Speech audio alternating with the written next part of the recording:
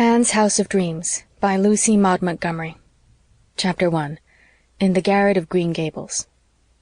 "Thanks be, I'm done with geometry, learning or teaching it," said Anne Shirley a trifle vindictively, as she thumped a somewhat battered volume of Euclid into a big chest of books, banged the lid in triumph, and sat down upon it, looking at Diana Wright across the Green Gables garret, with gray eyes that were like a morning sky. The garret was a shadowy, suggestive, delightful place, as all garrets should be. Through the open window by which Anne sat blew the sweet, scented, sun-warm air of the August afternoon. Outside, poplar boughs rustled and tossed in the wind. Beyond them were the woods, where Lover's Lane wound its enchanted path, and the old apple orchard, which still bore its rosy harvest munificently.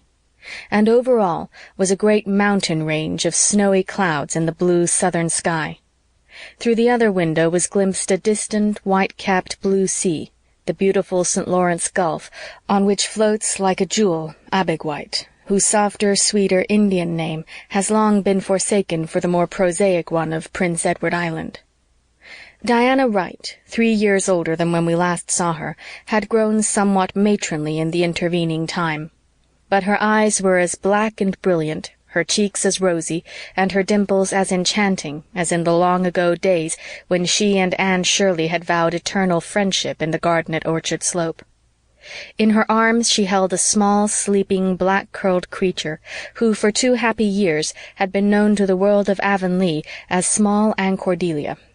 Avonlea folks knew why Diana had called her Anne, of course, but Avonlea folks were puzzled by the Cordelia.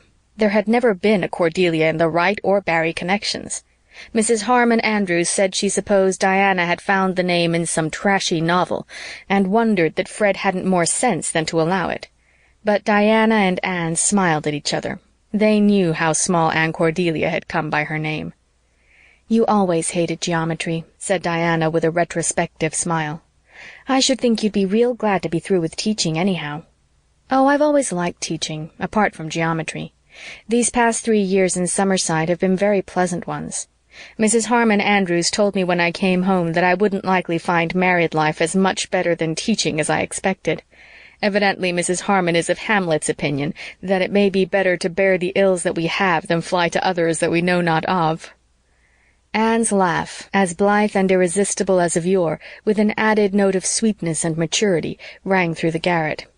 Marilla, in the kitchen below, compounding blue plum preserve, heard it and smiled, then sighed to think how seldom that dear laugh would echo through Green Gables in the years to come. Nothing in her life. Sample complete. Ready to continue?